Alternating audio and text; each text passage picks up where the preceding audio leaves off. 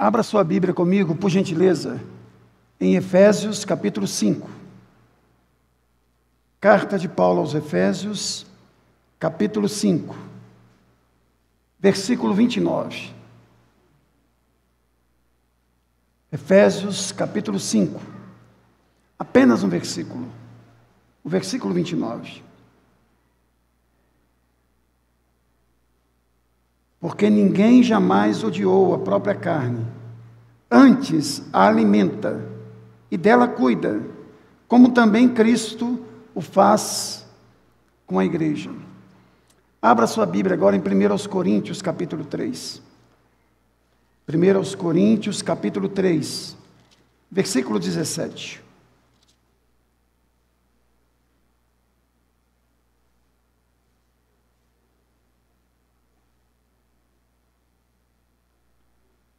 Primeiros Coríntios, capítulo 3, verso 17. Se alguém destruir o santuário de Deus, Deus o destruirá, porque o santuário de Deus, que sois vós, é sagrado. Agora, 1 Coríntios 6, 19.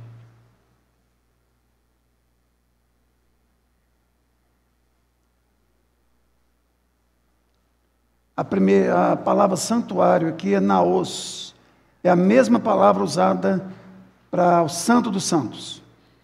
Capítulo 6, verso 19 apenas. Acaso não sabeis que o vosso corpo é santuário do Espírito Santo, que está em vós, o qual tendes da parte de Deus, e que não sois de vós mesmos? Agora Romanos, irmãos. Romanos, capítulo 14. Romanos capítulo 14, versículos 7 e 8.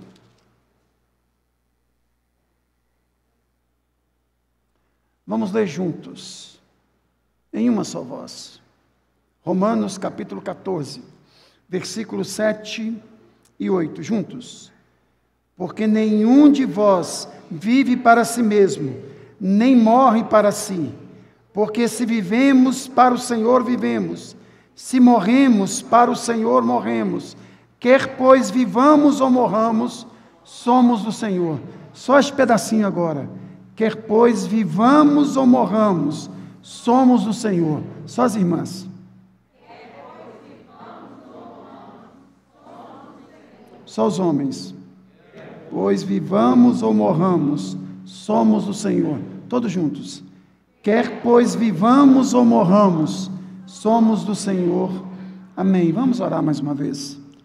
Ó Pai, nós queremos te agradecer, porque nós temos o privilégio de podermos ter a Tua palavra diante dos nossos olhos.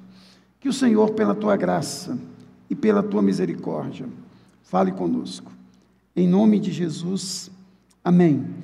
Irmãos, eu quero falar de um assunto não muito palatável, não muito agradável aos nossos ouvidos. Eu quero falar esta noite sobre suicídio. Suicídio é o ato intencional de matar a si mesmo. Suicídio é o assassinato de si mesmo. É o último e irreversível estágio da autodestruição. Suicídio é o último e irreversível estágio da autodestruição. Alguém já disse, eu concordo, que o suicídio é a violência fatal contra si mesmo. É a violência fatal contra si mesmo. O suicídio é o naufrágio total e absoluto da esperança. Suicídio é a falência dos sonhos. E um fato que chama atenção é que o suicídio, ele é condenado em algumas culturas, porém, o suicídio, ele é incentivado em outras culturas. Pensando aqui no Ocidente, até algumas décadas atrás, a pessoa que suicidava, ela não podia ter um culto de corpo presente, uma missa de corpo presente, e nem podia sequer ser enterrada no cemitério da cidade. Santo Agostinho, um dos maiores teólogos da história da igreja, ele cunhou a seguinte frase: o suicídio é o último estágio da incredulidade. Frase forte. O suicídio é o último estágio da incredulidade. Para algumas pessoas, o suicídio é um ato extremo de covardia. Porém, para outros, o suicídio é um ato radical, de extrema coragem. Só para vocês terem uma ideia, alguns estoicos, como Sêneca, defendia o suicídio como um direito de liberdade radical do homem. O homem é tão livre que ele tem o direito de tirar a sua própria vida. Hoje, no Japão, o suicídio ele é incentivado. A expressão lá é mokorno, ou seja, sinceridade. O suicida lá é chamado de mokorno, ou seja, é uma pessoa sincera. Não está bem, tiro a minha própria vida. Ou seja, ele é um sujeito sincero. Ele é tratado como alguém que tem galhardia e não covardia. E há também, irmãos, no mínimo, 4 tipos de suicida. Aquele que comete suicídio sem pensar no que está fazendo. É o louco. Aquela pessoa que adoece. Ela sai do seu siso e ela comete suicídio. Tem aquelas pessoas que cometem suicídio como vingança, como se o ato não fosse irreversível. Ele comete o suicídio para vingar do pai, da mãe, do marido, da esposa, da sociedade. Por incrível que pareça, tem o terceiro tipo de suicida. É aquele que se mata pensando que está matando o outro. E tem o 4º tipo. É aquele suicida que é chamado por muitos de racional. É aquele que tira a sua própria vida para não sentir mais nenhum tipo de dor. Seja dor física, seja dor moral, seja dor emocional e seja dor mental. E nós temos algumas causas por trás do suicídio. Talvez a mais conhecida é a depressão, que é a campeã de levar pessoas ao suicídio. Eu quero recomendar aos irmãos aqui um livro, talvez um dos livros mais recomendados da história, O Demônio do Meio-Dia, de André Solomon. Você consegue comprar um exemplar mais barato aí por R$12. Ele tem quase 500 páginas.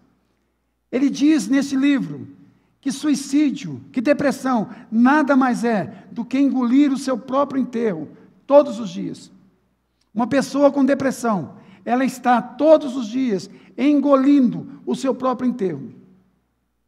John White escreveu um livro na ABU, onde ele fala de homens piedosos, homens de Deus, comprometidos com Deus, na Bíblia e fora dela, que tiveram depressão. Davi, alguns salmos de Davi expressa que teve depressão. Jeremias, tem até um livro muito conhecido, Lamentações de Jeremias. Vocês sabiam que Jeremias virou um verbo? Jeremiar, que significa lamentar. Você pode conjugar o verbo. Eu, Jeremio, tu, Jeremias, ele, Jeremias, nós, Jeremiamos, vós, Jeremiais, e por aí em diante. Virou um verbo, que significa lamento. Spurgeon, um dos maiores pregadores de todos os tempos, tem um livro muito bom, se não me engano, da Agnus, A Depressão de Spurgeon. John Bunyan, que escreveu Peregrino, Martinho Lutero e outros tantos. Até Jesus teve um momento de agonia extrema, onde ele bradou: a minha alma está triste até a morte. Outro motivo, outra causa, é o alcoolismo. Estima-se que 72% dos suicidas ingeriram álcool antes de cometer o suicídio. Olha, o número é altíssimo. 72% ingeriram álcool antes de cometer o suicídio. Outra causa, as drogas, principalmente suicídios de jovens e adolescentes. Outro motivo, relacionamentos quebrados, o namoro que se rompe, o noivado, um divórcio e perda de entes queridos. Também, irmãos, eu não descarto, eu creio, que possessão e opressão demoníaca. Aí eu quero trazer aqui aquele endemoniado de Gadara. Diz a palavra de Deus que ele era possesso por uma legião de demônios. E essa legião produziu nele, primeiro, uma solidão terrível. Diz que ele se sentia bem somente no cemitério. Produziu nele também uma violência terrível. Ele quebrava tudo. Gerou nele uma inquietação horrorosa. Diz a palavra de Deus que ele andava de dia e de noite. E gerou nele também uma autodestruição. Diz o texto que ele se cortava com pedras pontiagudas.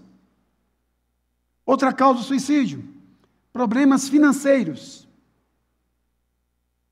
A pessoa perde dinheiro, perde uma empresa, perde status e essa pessoa se mata.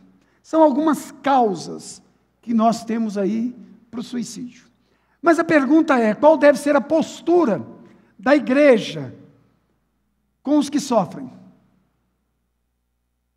Deixa eu repetir. Qual deve ser a postura da igreja com os que sofrem? Primeira coisa, irmãos, ser honesto e falar da gravidade de se cometer um suicídio. Nós não podemos aliviar. Nós temos que conversar com as pessoas que falam sobre o suicídio, que pensam sobre o suicídio, que querem se matar, da seriedade, da gravidade de se cometer o suicídio. Porque o suicídio, irmãos, é um assassinato sem ou com muito pouca chance de arrependimento. Alguém já falou assim, mas fulano pulou lá do pontilhão de Silvestre, até cair lá embaixo, nesse interregno, nesse íntere, ele pode se arrepender. Claro que pode. Mas ele podia dar uma arrependida antes de pular, né? Então a gente tem que ter um certo cuidado. Outra coisa, nós temos que deixar bem claro, como igreja do Senhor Jesus, que o suicídio não resolve, pois a vida não termina aqui. Se a vida terminasse aqui, ok, mas a vida não termina aqui. Terceiro, irmãos, nós temos que mostrar para as pessoas que o suicídio é uma usurpação de um direito exclusivo de Deus, porque só pode tirar a vida aquele que dá. O texto de Romanos que nós lemos diz assim, porque nenhum de nós vive para si mesmo, nem morre para si mesmo, porque se vivemos para nós, para o Senhor vivemos, se morremos para o Senhor morremos, quer pois vivamos ou morramos, somos do Senhor. Outra coisa, irmãos, nós temos que deixar bem claro, e essa frase não é minha, é alguém que citou na televisão, eu marquei e eu lembrei dela fazendo esboço. Mostrar que o suicídio é uma solução definitiva para um problema temporário. Porque todo problema vai passar. Quando eu estou passando mal, assim, quando eu estou sentindo alguma coisa, a mãe José chega perto de mim e fala assim, vai passar, Geraldo? Eu falei, eu creio nisso. Se não passar agora, vai passar o dia que eu morrer. Irmãos, se tem uma coisa que eu falo para todo mundo é que vai passar. Eu já contei para os irmãos que eu fui visitar um paraplégico. E ele falou comigo assim, olha, o médico diz que eu tenho 3% de chance de voltar a andar. O que o senhor acha? Eu falei, você tem 100%. Você acredita? É claro que eu acredito. Se não for aqui, vai ser na Nova Jerusalém. Entrega a sua vida para Jesus. Quando eu converso com uma pessoa que está na antessala da morte, com uma doença gravíssima, ela fala comigo assim, o senhor crê que eu posso ser curado? Eu falei, claro que eu creio. Se não for aqui, vai ser lá. Entregue sua vida para Jesus. Então, irmãos, o suicídio é uma solução definitiva para um problema temporário. O sofrimento, por mais duro que seja, ele vai passar, irmãos. Paulo chega a dizer que as aflições do tempo presente não podem ser comparadas com a glória que há de ser revelada. Mostrar também, irmãos, para o suicida, que ele não deve correr de Deus. Ele deve correr para Deus, para os braços de Deus. Mostrar, irmãos, essa frase também é de um dos puritanos, eu também não anotei, não lembro de quem é mais. Se eu não me engano, John Owen, ele diz que não há dor na terra que Deus não possa curar no céu. Vai passar. Irmãos, hoje pela manhã eu usei uma ilustração e eu quero usá-la novamente. Uma criança estava sentada no chão, enquanto a avó estava sentando num banquinho, fazendo um bordado, para dar de presente para uma amiga. Aí o netinho que estava sentado no chão falou assim: vó, a senhora tem coragem de dar este presente horroroso para uma pessoa, vó? Que coisa feia esse bordado da senhora, vó. A senhora tem um mau gosto terrível, vó. Aí a avó, com toda a paciência do mundo, pegou a criança, colocou a criança em cima do banquinho. Aí a criança olhou para o bordado de cima para baixo. Aí viu a beleza do bordado. Muitas vezes você e eu estamos olhando a vida de baixo para cima e não de cima para baixo. A gente está olhando o bordado, Lucas, embaixo, em vez de olhar o bordado de cima. Você e eu precisamos não só crer, mas nós devemos anunciar esta verdade divina, que Deus está tecendo a nossa vida, está nos forjando, está trabalhando em nós, por meio de nós e através de nós. Outra coisa, irmãos, a igreja precisa desesperadamente anunciar o Evangelho de Jesus Cristo para as pessoas. Nós ficamos num falatório terrível. Nós aconselhamos as pessoas a procurarem psiquiatra, psicanalista, psicólogo, e eu sou a favor de tudo isso. Mas nós deixamos de anunciar o Evangelho de Jesus. Ensinar para as pessoas que Jesus veio trazer esperança para os desesperançados. Mostrar para as pessoas que Jesus veio trazer vida e vida em abundância. Mostrar para as pessoas que a nossa esperança em Cristo não se limita apenas a esta vida, pois se a nossa esperança em Cristo se limitasse apenas a esta vida, nós seríamos os mais infelizes de todos os homens. Mostrar, irmãos, que Jesus tem poder para transformar vidas. Nós somos acanhados demais, irmãos. Nós apresentamos Jesus como a supernani. Nós apresentamos Jesus como um santo melhorado. Nós não apresentamos Jesus como filho de Deus, como aquele que veio para acolher os inacolíveis, abraçar os inabraçáveis. As pessoas estão precisando do Evangelho de Jesus. Elas não estão precisando de teorias bem concatenadas. Às vezes nós vamos visitar uma pessoa desesperançada e nós chegamos lá, nós falamos bonito, citamos Epicuro, citamos alguns filósofos famosos e deixamos de falar de Jesus Cristo.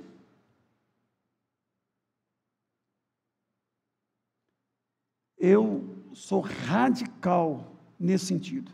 Eu não acredito em outra esperança fora de Jesus. Eu não acredito. Eu não acredito. E a gente não pode perder tempo não, gente. A Bíblia diz: abre bem a tua boca e te encherei. Salmo 81, verso 10. Não tenha medo, abre a boca. mostrar para as pessoas, irmãos, verdades profundas. Que verdades profundas que você pode mostrar para a pessoa? Primeiro, que Deus a ama. João 3,16 é tão conhecido por nós, que nós achamos que a pessoa que está querendo se matar precisa de um remédio mais forte, né? João 3,16 é eficaz. Resolve. João 3,16, lido com paixão, com ânimo, com fé.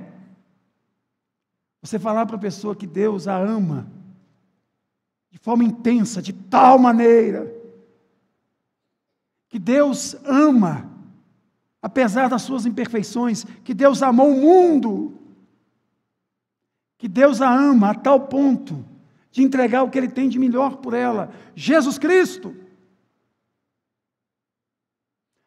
A pessoa que quer se matar, ela não precisa de um dedo em riste, ela precisa de um coração apaixonado.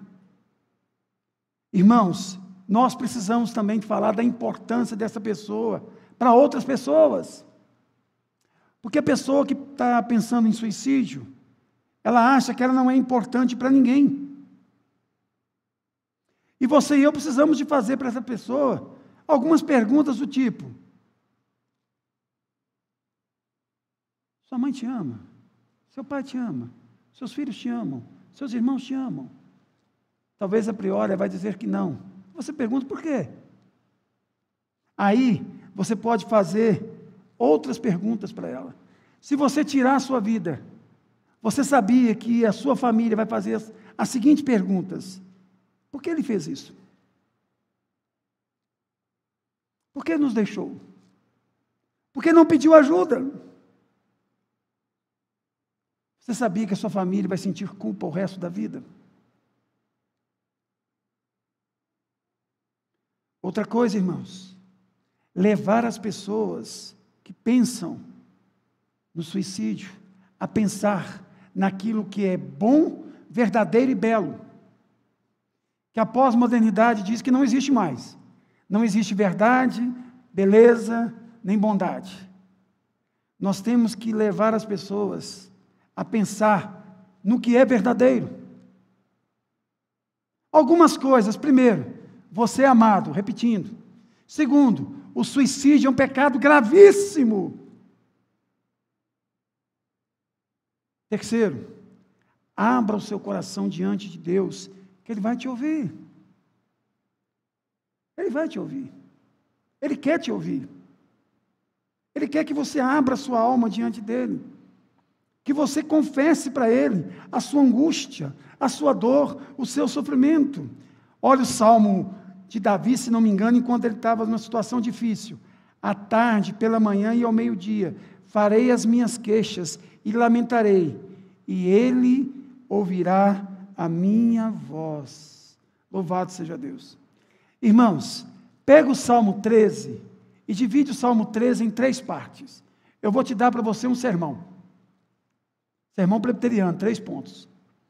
Os 2 primeiros versículos do Salmo 13. Lamentação. Até quando, Senhor? Até quando, Senhor? Até quando, Senhor? Até quando, Senhor?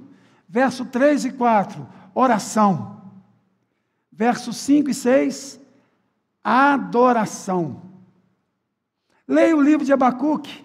Ele começa lamentando e ele termina glorificando. Ainda que a figueira não floresça, ainda que o produto da oliveira minta, ainda que não haja gado no curral, todavia eu me alegro no Senhor e exulto no Deus da minha salvação. Ensine as pessoas a trazer a sua desesperança ao Senhor da esperança.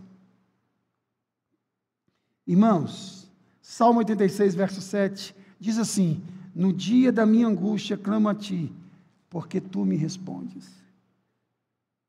A garantia, porque tu me respondes.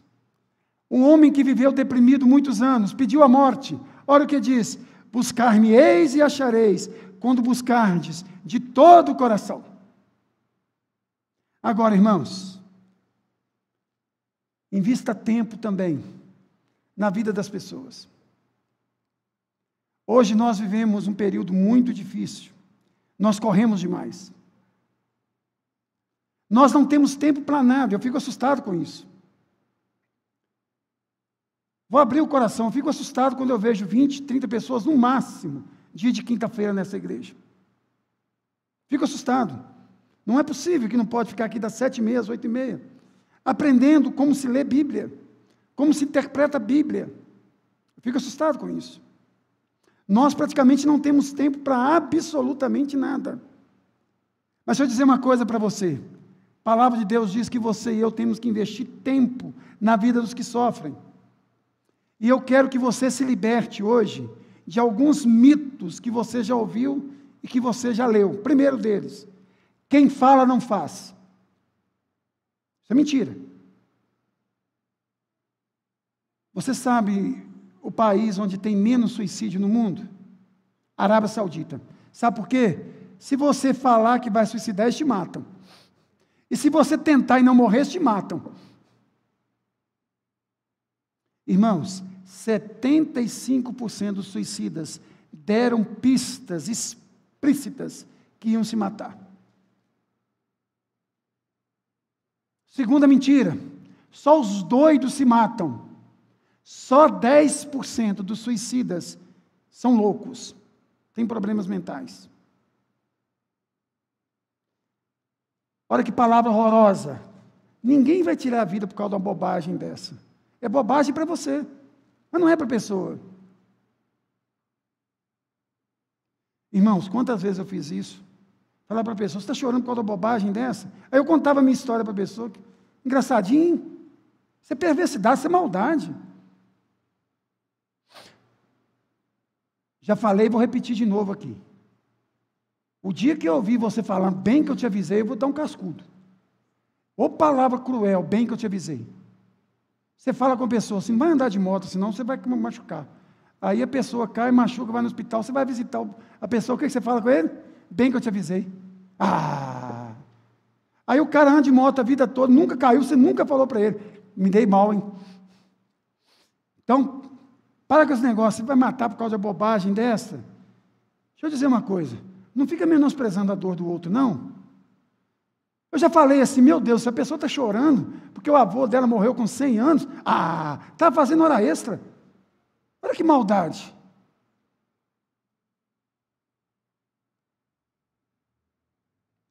Outra mentira, não adianta ajudar. Fulano não quer nada. Aí o que acontece conosco? Para desencargo de consciência, a gente fala assim, eu só vou orar. Na verdade, você nunca quis nem orar. Virar as costas para os que sofrem é pecado. É pecado, gente.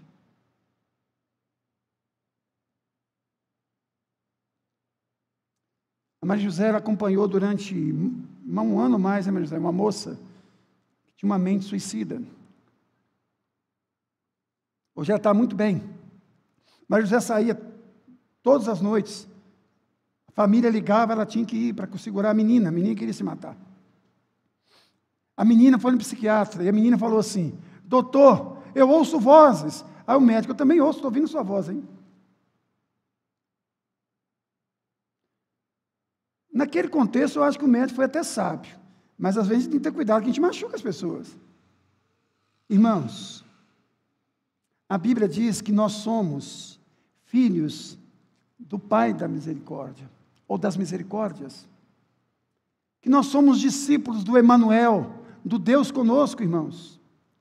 Irmãos, para a vergonha nossa, eu queria que projetasse aqui um texto assustador da Bíblia, Ezequiel 22:30, que diz assim, e busquei entre eles um homem que levantasse o muro, e se pusesse na brecha perante mim, por essa terra, para que não a destruísse, porém a ninguém achei. Uma pessoa sequer, para interceder em favor do povo, não achei. Irmãos, que abordagem melhor do que apresentar Jesus como uma pessoa e não como religião? Porque nós apresentamos a igreja para as pessoas, você já viu? Vai lá na igreja que lá tem bênção. A bênção do Senhor está aqui. Você nunca ouviu essa propaganda, não?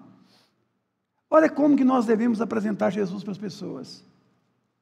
Citando João 6, 68, 69.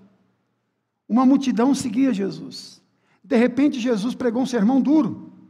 Se vocês não comerem a minha carne, se vocês não beberem o meu sangue, vocês não têm compromisso comigo. Diz a palavra de Deus que a multidão deixou Jesus.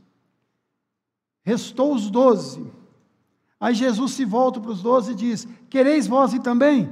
Aí Pedro responde em nome do colégio apostólico: para quem iremos? Só tu tens palavra de vida eterna. Irmãos, o evangelho é uma pessoa, não é uma geografia chamada presbiteriana, batista, Assembleia de Deus. Eu nunca vi a Assembleia de Deus mudar a vida de ninguém, presbiteriana mudar a vida de ninguém. Eu só vejo Jesus. Eu fico muito à vontade para falar isso, porque eu nunca fiz proselitismo. Eu nunca disse para ninguém: vem para a nossa igreja, que a nossa igreja é o filé mignon da cidade. Todas as vezes que eu apresento o evangelho, eu apresento Jesus Cristo. E se a pessoa quiser uma igreja boa para congregar, eu apresento o Vado Sol aí, não tem problema não. Com toda modéstia, né? Agora, irmãos, qual deve ser a postura da igreja com relação à família? Quando a pessoa parte. Primeiro, irmãos, não julga a família, não. Não faça, não. E segundo, também não julga o suicida, não. Sabe por quê, irmãos? Deus nos chamou para fazermos parte da Secretaria de Comunicação e não da Secretaria de Contabilidade. Ele foi para o inferno.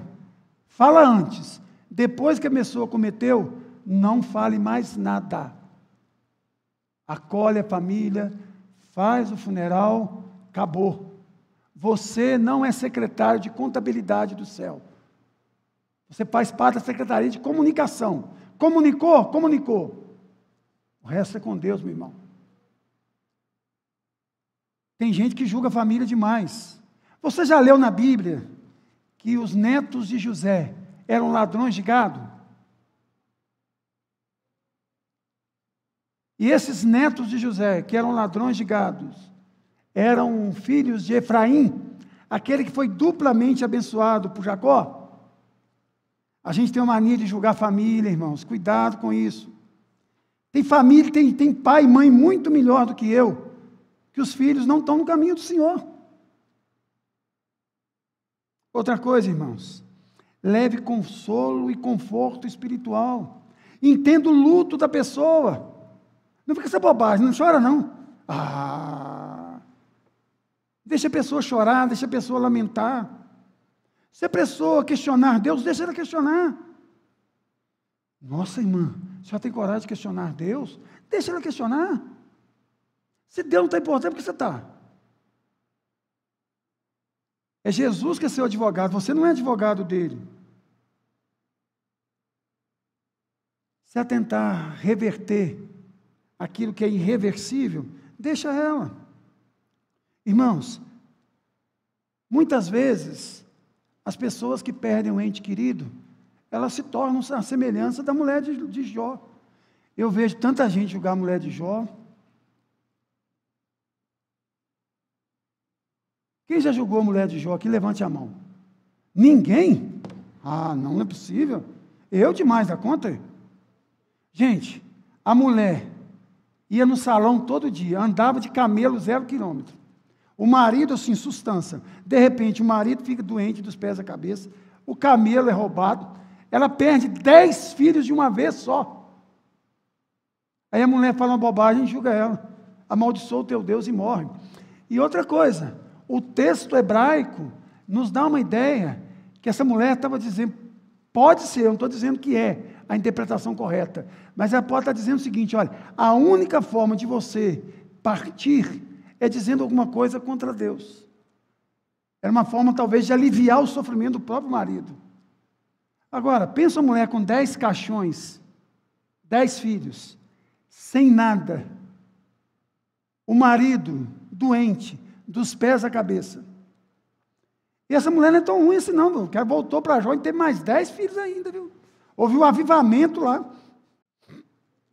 Seja bálsamo de Deus, irmãos, para a mente e coração das pessoas. Reoriente a vida das pessoas. Faça com que as pessoas retomem os seus sonhos. É assim que nós temos que fazer. Agora, irmãos, abra sua Bíblia em Deuteronômio, capítulo 29, versículo 29. Deuteronômio 29, 29. Irmãos, eu termino dizendo que nós não temos resposta para tudo. Deixa eu repetir.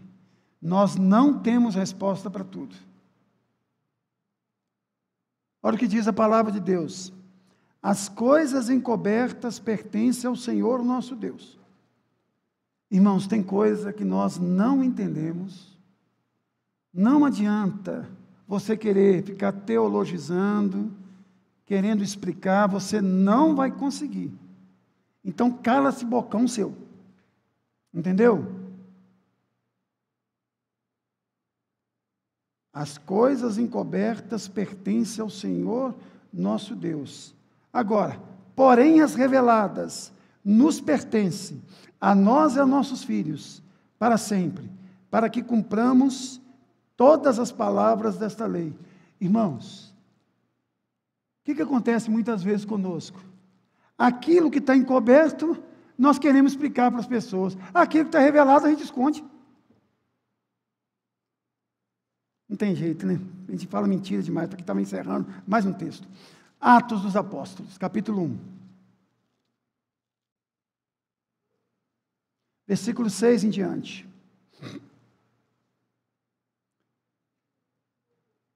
Atos 1, 6 em diante. Então os que estavam reunidos lhe perguntaram: Senhor, será este o tempo em que restaures o reino de Israel? Eles queriam saber de coisas encobertas. Olha o que Jesus diz. Respondeu-lhes: não vos compete conhecer tempos ou épocas que o Pai reservou pela sua exclusiva autoridade. Vocês não sabem. O que vocês sabem, no verso 8: mas recebereis poder ao descer sobre vós o Espírito Santo, e sereis minhas testemunhas, tanto em Jerusalém, em toda a Judeia e Samaria e até os confins da terra. Perceberam que Jesus usou Deuteronômio 29, 29? Não vos compete conhecer tempos ou épocas, mas o que compete a vocês? Façam. Então, irmãos, diante do suicídio ou do suicida, aquilo que está revelado, nós temos que fazer. Mas aquilo que está oculto, não tem como, irmãos. E eu termino reforçando. Não julga, não. Não julga, não. Alguém perguntou para mim uma vez: Hitler está no inferno? Eu falei: eu não sou secretário da Santíssima Trindade, não, meu amigo. Que isso, Zé? O único que eu sei que está no inferno é Judas, porque a Bíblia diz que ele está. O resto eu não sei de nada. E tem gente que pergunta assim: seu pai, quando morreu, era convertido? Eu falei: não, está no inferno, é para você ver. Meu pai, coitadinho. Se ele estiver no inferno, o problema é dele. Mas não cabe a mim, nesse marvado que falou isso comigo, não. Não julgue as pessoas, não. Tá bom? E vamos ajudar as pessoas, gente. Porque no outro lá vai ser outubro rosa. Agora é amarelo. A gente fica tudo no amarelo. Depois amarelou demais. As pessoas precisam de ajuda o ano inteiro, irmãos. O setembro é apenas para despertar a nossa consciência. Ajudar as pessoas que sofrem. Entendeu? Então você vai orar agora por alguém que está sofrendo. Com certeza você sabe quem é. Talvez é você mesmo. Você ora por você mesmo. Mas lembra de um aí que está sofrendo? Coloque diante do altar de Deus. E amanhã liga para ele. Mas não vai falar nada que nós falamos aqui, não. Você vai orar, ligar para ele e perguntar se está bom, se está legal. Convida ele para tomar um café na sua casa e faz um café bacana. Coloca uma rosquinha boa, um bolo, se der um queijo que está muito caro, mas compra se der, entendeu? Faz um café bacana para a pessoa. Entendeu? A pessoa precisa de amada, gente. Às vezes é um cafezinho, faz uma diferença. Um bom dia. um abraço, um murrinho, uma cotovelada. Aqui, cotovelada, que é jeito, né? A gente olha devagarzinho aqui no cotovelo. Ora por alguém. Nós vamos orar primeiro. A Bíblia diz que nós devemos orar pelos que sofrem.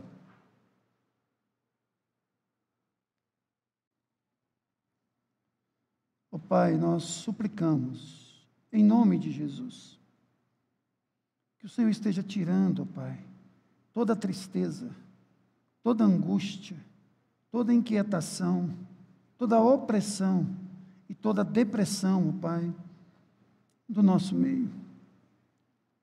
Sabemos, ó Pai, que o Senhor operou milagres extraordinários no passado, mas que o Senhor opera milagres extraordinários hoje, agora, aqui.